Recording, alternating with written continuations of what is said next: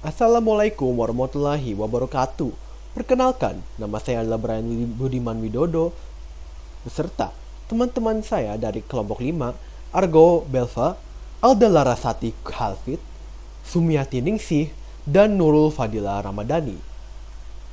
Pada video kali ini, kami akan menganalisis kasus perundungan yang terjadi dalam cuplikan video pendek ini.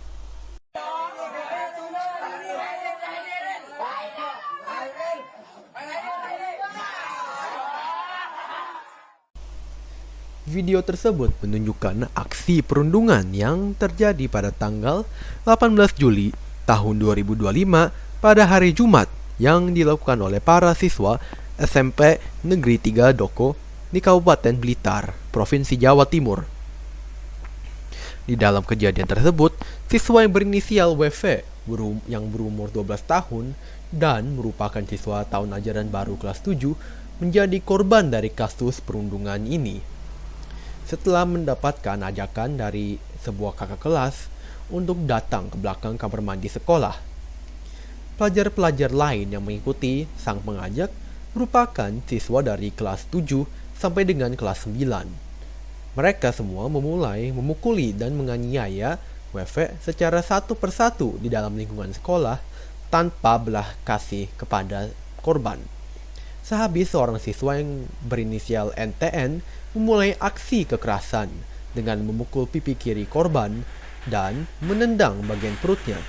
Setelah kerja bakti penutupan acara masa pengenalan lingkungan sekolah atau dikatakan MPLS di sekolah, dan pada akhir kejadian siswa WV mengalami luka di bagian perut, dada, dan bagian wajah, serta mengalami trauma psikologis yang berat.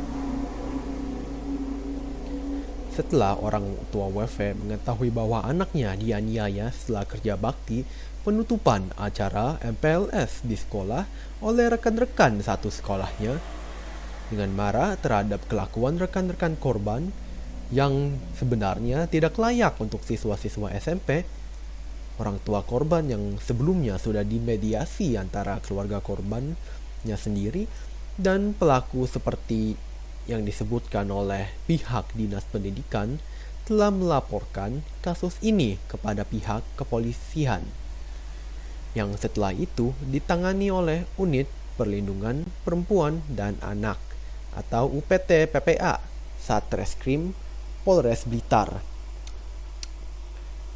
Salah satu dari anggota keluarga korban mengatakan bahwa korban tidak pernah menceritakan kejadian seperti ini sebelumnya. Dan korban juga merupakan anak yang berpendiam. Setelah itu, Ketua UPT PPA Dwi Andi Prakarsa mengeluarkan beberapa detail tentang kasus tersebut, serta bagaimana penanganan kasus dalam sebuah wawancara yang dilakukan oleh TV One tidak lama setelah kasus terjadi. Dari jawaban beliau, kita mengetahui bahwa kasus terjadi pada pagi hari, dan ketika ditanya tentang apakah ada keberadaan guru pada saat acara berjalan, beliau menjawab bahwa sebenarnya ada guru yang hadir pada saat acara berjalan, tetapi karena pelaku mengumpul di tepi-tepi sekolah seperti di belakang kamar mandi daripada di tengah-tengah lapangan sekolah, mereka berada di luar jangkauan pengamatan guru. Kalau dari dalam penanganan kasus, unit UPT PPA melakukan pendampingan psikologis terhadap korban dan juga melakukan penjangkauan kepada korban dan orang tua korban untuk melakukan sebuah asesmen, serta memikirkan bagaimana melanjutkan proses penghukuman dalam kasus yang sesuai dengan peraturan perundang-undangan dan juga yang adil kepada pelaku yang sebenarnya masih merupakan anak di bawah umur.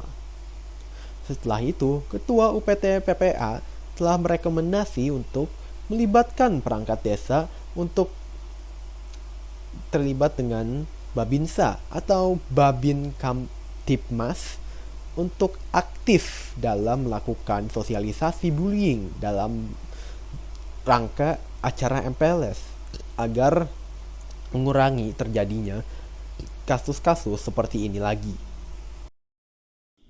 Berdasarkan kronologi kasus yang telah dijelaskan sebelumnya, selanjutnya saya akan menjelaskan faktor-faktor penyebab terjadinya bullying serta aspek perkembangan peserta didik yang terdampak akibat peristiwa tersebut. Berdasarkan berita yang kami gunakan, kasus ini terjadi saat kegiatan masa pengenalan lingkungan sekolah atau MPLS di SMP Negeri 3 Doko, Blitar. Korban yang merupakan siswa baru diduga mengalami perundungan oleh sejumlah siswa senior. Menurut pakar pendidikan dari Universitas Muhammadiyah Surabaya, kasus ini mencerminkan lemahnya sistem pengawasan sekolah. Selama kegiatan MPLS, faktor penyebab yang pertama ialah kurangnya pengawasan dari pihak sekolah. Pada saat masa MPLS, setiap kegiatan seharusnya berada dalam pengawasan guru atau panitia. Namun dalam kasus ini pengawasan dinilai belum berjalan dengan baik sehingga tindakan perundungan dapat terjadi. Hal ini menunjukkan bahwa pengawasan yang efektif sangat penting untuk melindungi peserta didik dari tindakan kekerasan maupun bullying. Faktor yang kedua adalah budaya senioritas. Dalam beberapa lingkungan sekolah masih terdapat anggapan bahwa siswa senior memiliki kekuasaan terhadap siswa baru. Pola pikir seperti ini dapat memicu tindakan intimidasi maupun perundungan yang tidak seharusnya terjadi dalam lingkungan pendidikan. Faktor yang ketiga adalah kurangnya empati dari pelaku. Pelaku belum mampu memahami bahwa tindakan yang dilakukan dapat menimbulkan dampak yang serius bagi korban, baik secara fisik maupun psikologis. Akibatnya korban dapat mengalami ketakutan, trauma, dan kehilangan rasa percaya dirinya. Faktor yang keempat adalah pengaruh teman sebaya. Dalam banyak kasus bullying, pelaku tidak selalu bertindak sendiri tetapi terdorong oleh ajakan atau dukungan dari teman-temannya. Keinginan untuk diterima dalam kelompok seringkali membuat seseorang mengikuti perilaku yang sebenarnya tidak benar. Selain faktor penyebab, kasus ini juga terdampak pada beberapa aspek perkembangan peserta didik. Aspek pertama adalah perkembangan emosional. Korban dapat merasakan takut, cemas, sedih, dan trauma akibat perundungan yang dialaminya. Kondisi tersebut dapat mengganggu kesehatan mental serta mengurangi rasa percaya diri. Aspek kedua adalah perkembangan sosial. Korban mungkin menjadi enggan berinteraksi dengan teman-temannya, merasa tidak aman berada di lingkungan sekolah, dan kesulitan membangun hubungan sosial yang positif. Aspek ketiga adalah perkembangan moral. Perilaku bullying menunjukkan bahwa pelaku belum memiliki kesadaran moral yang baik, seperti menghormati hak orang lain, memiliki empati, dan bertanggung jawab atas tindakannya. Aspek keempat adalah perkembangan kognitif. Kondisi psikologis yang terganggu dapat menyebabkan korban sulit berkonsentrasi saat mengikuti pembelajaran jika dibiarkan. Hal ini dapat berdampak pada penurunan motivasi belajar dan presentasi akademik pada anak. Oke, kemudian saya akan membahas kasus ini menggunakan analisis dari dua teori. Yang pertama adalah teori behavioristik dan teori psikososial. Oke, jadi yang pertama menggunakan teori behavioristik dari Skinner. Nah, jadi simpelnya tuh, Skinner itu kan punya prinsip kalau perilaku manusia itu dibentuk sama lingkungannya. Anak tuh bisa jadi baik atau jadi nakal, itu semua tuh karena adanya pemicu atau hadiah dari lingkungan sekitar. Nah, yang di dalam teori itu disebut sebagai reinforcement atau penguatan. Nah, di kasus ini penyebabnya itu ada dua. Yang pertama karena adanya pembiaran atau kayak dicuekin gitu. Nah, di dalam teori Skinner ini tuh termasuk ke negative reinforcement. Jadi pas kejadian terjadi, sistem pengawasan dari sekolah itu lagi jebol alias longgar banget. Nah, karena nggak ada guru yang jaga dan juga nggak ada aturan tegas yang langsung mengikat mereka saat MPLS, anak-anak pelaku ini tuh ngerasa aman. Mereka tuh ngerasa, oh mumpung sepi nih, mumpung nggak ada yang ngeliat, berarti kita bebas ngapain aja gitu. Jadi karena nggak adanya hukuman spontan saat itu tuh bikin keberanian mereka untuk berbuat kasar malah makin nambah gitu, makin meningkat. Terus untuk penyebab yang kedua itu adalah adanya hadiah sosial dari kelompoknya. Nah, ini dinamakan dengan social reinforcement. Nah, di usia SMP itu anak-anak tuh kan lagi seneng banget ya dianggap hebat sama gengnya atau sama circle-nya. Jadi pas mereka ngeroyok atau nyorokin korban, teman-teman sekelompoknya tuh malah ngedukung atau bahkan ketawa. Nah, dukungan teman ini itu dianggap sebagai hadiah atau validasi kalau tindakan mereka tuh keren. Makanya perilaku mereka tuh makin menjadi-jadi. Dan terus juga aspek perkembangan yang terlibat di sini tuh yang paling kena adalah perkembangan perilaku sosial dan moralitas anak. Nah, anak di usia segini itu moralnya tuh belum matang dari dalam diri mereka sendiri. Mereka tuh ibaratnya masih gampang disetir lah sama stimulus di luar dirinya dari lingkungan sekitar gitu. Jadi kalau lingkungannya longgar, otomatis perilaku agresifnya tuh bakal keluar. Terus untuk implikasi pendidikan atau solusi dari teori Skinner, itu caranya tuh harus ubah total lingkungan sekolahnya. Jadi yang pertama, sekolah tuh wajib bikin pengawasan ketat. Kayak guru-guru tuh nggak boleh cuma diem di ruang guru pas MPLS. Guru-guru tuh harus ada yang muter, ada yang jaga, ada yang mantau setiap sudut sekolah biar anak-anak tuh nggak punya celah buat macam-macam atau ngelakuin hal yang aneh-aneh. Terus juga yang kedua harus ada aturan yang jelas. Jadi ini tuh harus disosialisasikan ke anak-anak sejak hari pertama.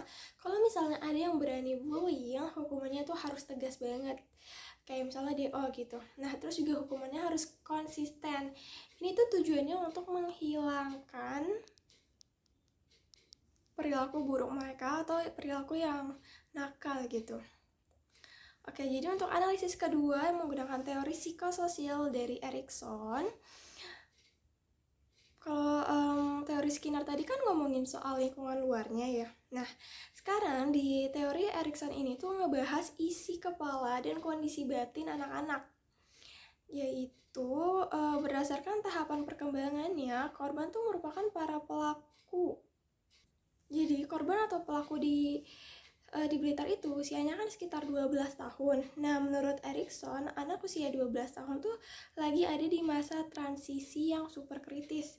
Mereka tuh lagi pindah dari tahap anak-anak yang namanya industry versus inferiority ke tahap remaja awal, yaitu identity versus role confusion. Nah, atau pencarian jati diri. Nah, jadi penyebabnya itu pertanyaannya tuh di otak mereka, gimana caranya supaya aku tuh bisa sih diterima sama teman-teman baru. Nah, krisis pencarian jati diri inilah yang jadi faktor penyebab kenapa perundungan itu terjadi. Anak-anak pelaku ini tuh sebenarnya lagi ngalamin yang namanya kebingungan peran atau role confusion. Mereka itu rapuh, emosinya labil, terus juga takut banget tuh dianggap remeh atau tersisih di sekolah yang baru. Nah, jadi karena mereka bingung gimana cara nyati diri yang benar, terus juga ditambah lagi nih sistem sekolahnya longgar gitu, nggak ketat. Akhirnya mereka nyari jalan pintas yang salah, yaitu ngerundung. Mereka tuh ngerasa kalau misalnya mereka berhasil menindas atau ngeroyok anak baru yang kelihatan lemah, mereka tuh bakal kelihatan berkuasa, hebat, dan otomatis dapat status sosial yang tinggi di mata teman-temannya. Jadi, nyiksa orang lain itu dipakai sebagai kedok palsu buat numbuhin rasa percaya diri mereka yang aslinya tuh rapuh, gitu. Nah, untuk aspek perkembangannya di sini tuh ada di kesehatan emosi dan pembentukan konsep diri. Nah, efek bagi para pelaku tuh mereka bakalan makin tersesat dalam jati diri yang salah. Tapi yang paling kasihan tuh si korban. Di usia dimana dia harusnya percaya diri di lingkungan baru, konsep dirinya justru tuh malah dihancurin total lewat trauma fisik dan psikologis lewat perundungan tadi. Nah, ini tuh bisa bikin si korban ngerasa rendah diri banget dan takut bersosialisasi sampai gede nanti. Kemudian untuk implikasi pendidikan dari sudut pandang Erikson, kayak yang dikutip dari Ibu Sri Lustari dari UM Surabaya, dia tuh sempat pesan, penanganan kasus kayak gini tuh nggak boleh cuma selesai lewat kata damai atau sekadar salaman minta maaf pas mediasi. Jadi kita tuh harus kasih pendampingan psikologis yang intensif. Untuk korban nih, kita wajib pulihin traumanya sampai dia ngerasa aman lagi buat sekolah, buat bersosialisasi juga. Dan untuk para pelaku, itu tuh jangan cuma dicap sebagai anak nakal terus dikeluarin dari sekolah. Karena kan mereka tuh masih di bawah umur dan butuh dibimbing, jadi mereka harus direhabilitasi secara edukatif supaya mereka sadar kalau jati diri itu bukan dengan cara menindas orang lain, tapi lewat prestasi atau hal positif lainnya. Terus juga format MPLS-nya tuh harus diubah jadi kegiatan yang ramah anak dan seru, bukan malah jadi ajang unjuk kekuatan yang merusak psikologis anak sejak hari pertama. Oke, mungkin itu saja analisis dari saya mengenai teori behavioristik dan teori psikososial terkait kasus ini. Baik, yang selanjutnya ada analisis kasus menggunakan teori kognitif. Kasus perundungan terhadap siswa baru di SMP Negeri 3 Doko menunjukkan bahwa perkembangan kognitif dan moral peserta didik belum diimbangi dengan pembinaan karakter yang memadai. Perilaku pelaku dapat dianalisis melalui teori perkembangan kognitif Jean Piaget dan teori perkembangan moral Lawrence Kohlberg. Yang pertama, analisis berdasarkan teori kognitif Jean Piaget. Menurut Jean Piaget, anak usia sekitar 11 tahun ke atas mulai memasuki tahap operasional formal, yaitu tahap ketika individu mulai mampu berpikir abstrak, mempertimbangkan berbagai sudut pandang, serta memahami konsekuensi dari tindakannya. Siswa SMP umumnya berada pada tahap ini, meskipun tingkat perkembangan yang berbeda-beda. Dalam kasus ini, tindakan pengeroyokan menunjukkan bahwa sebagian pelaku belum menggunakan kemampuan berpikir logis dan bereflektif secara optimal. Mereka cenderung bertindak impulsif, mengikuti tekanan kelompok atau peer pressure, dan tidak mempertimbangkan dampak fisik maupun psikologis terhadap korban. Hal ini menunjukkan bahwa kemampuan kognitif yang seharusnya berkembang belum diarahkan melalui pendidikan karakter dan pengawasan yang memadai. Di sisi lain, korban mengalami trauma yang dapat menghambat proses belajar, menurunnya rasa percaya diri, serta mengganggu kemampuan berkonsentrasi di lingkungan sekolah. Kondisi psikologis tersebut dapat menghambat perkembangan kognitif yang seharusnya berlangsung pada masa remaja. Baik, yang kedua ada analisis berdasarkan teori perkembangan moral Lawrence Kohlberg. Menurut Lawrence Kohlberg, perkembangan moral berlangsung melalui beberapa tingkatan. Pelaku perundungan kemungkinan masih berada pada tingkat konvensional tahap 3, yaitu individu bertindak untuk memperoleh penerimaan atau pujian dari kelompok. Dalam kasus ini, tindakan ikut mengeroyok korban dapat dipahami sebagai usaha mengikuti teman sebaya agar dianggap diterima dan dalam kelompok, bukan berdasarkan pertimbangan salah atau benar. Idealnya, siswa SMP mulai berkembang menuju tahap 4, Law and Order Orientation, yaitu memahami pentingnya menaati aturan demi menjaga ketertiban sosial. Namun, fakta bahwa puluhan siswa melakukan kekerasan menunjukkan rendahnya kesadaran moral terhadap aturan sekolah dan hak orang lain. Selain itu, apabila budaya sekolah tidak memberikan sanksi yang tegas atau tidak menanamkan anti kekerasan, perkembangan moral peserta didik dapat terhambat karena mereka tidak belajar bahwa tindakan tersebut memiliki konsekuensi etis maupun sosial. Selanjutnya ada implikasi terhadap pendidikan. Kasus ini memberikan beberapa implikasi penting bagi dunia pendidikan, yaitu yang pertama, penguatan pendidikan karakter perlu menjadi bagian utama dalam kegiatan sekolah, terutama selama masa pengenalan lingkungan sekolah atau MPLS. Nilai empati, toleransi, tanggung jawab, dan penghormatan terhadap sesama harus ditanamkan sejak awal. Yang kedua adalah sekolah harus memperkuat sistem pencegahan perundungan seperti pengawasan yang lebih ketat, pembentukan tim anti-bullying, serta penyediaan mekanisme pelaporan yang aman dan menjaga kerahasiaan korban. Yang ketiga ada guru seharusnya berperan sebagai fasilitator perkembangan moral. Bukan hanya menyampaikan materi akademik, guru perlu membimbing siswa melalui diskusi tentang nilai moral, penyelesaian konflik secara damai, dan pengambilan keputusan yang bertanggung jawab. Yang keempat ada pendampingan secara psikologis. Perlu diberikan kepada korban untuk memulihkan rasa aman dan kepercayaan diri, serta kepada pelaku agar memahami dampak perilakunya yang mencegah pengulangan tindakan serupa. Yang kelima adalah kolaborasi antara sekolah, orang tua, dan pemerintah. Sangat diperlukan untuk membangun budaya sekolah yang aman, inklusif, dan bebas dari kekerasan. Menjadi tanggung jawab sekolah, tetapi juga keluarga dan lingkungan sosial.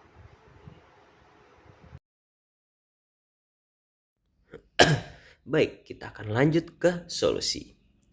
Oke, untuk mencegah terjadinya kasus perundungan, apalagi di lingkungan sekolah, diperlukan kerjasama dari berbagai pihak. Yang pertama sudah jelas, sekolah. Sekolah harus memperkuat sistem pengawasan selama kegiatan MPLS maupun kegiatan belajar mengajar sehari-hari. Lalu kedua, guru dan pihak sekolah yang bersangkutan. Mereka perlu memberikan pendidikan karakter yang menanamkan nilai empati, toleransi, dan saling menghargai. Lalu yang ketiga, perlu adanya sosialisasi mengenai dampak bullying serta mekanisme pelaporan yang aman, apalagi bagi korban maupun saksi.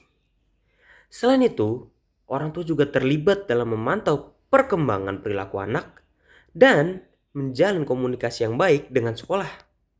Dengan langkah-langkah tersebut, lingkungan sekolah dapat menjadi tempat yang aman dan nyaman bagi peserta didik. Baik, selanjutnya kita akan lanjut ke kesimpulan.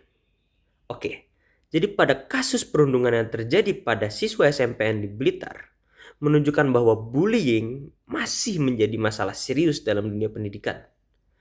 Berdasarkan analitik teori behavioristik, perilaku bullying dapat terbentuk karena adanya penguatan dari lingkungan.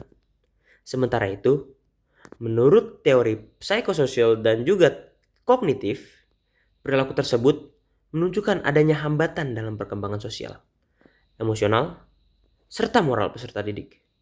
Oleh karena itu, pencegahan bullying tidak hanya menjadi tanggung jawab individu, tetapi juga memerlukan peran aktif sekolah, keluarga, dan juga masyarakat dalam upaya untuk menciptakan lingkungan yang mendukung perkembangan peserta didik secara sehat. Baik, untuk penutup, demikian pemaparan mengenai analisis kasus perundungan siswa SMPN di Blitar. Dari kasus ini, kita dapat memahami pentingnya menciptakan lingkungan pendidikan yang aman, inklusif, dan tentu saja bebas dari tindakan bullying. Semoga pembahasan ini dapat menambah wawasan serta menjadi bahan refleksi bagi semua pihak agar lebih peduli terhadap perkembangan dan kesejahteraan peserta didik. Terima kasih.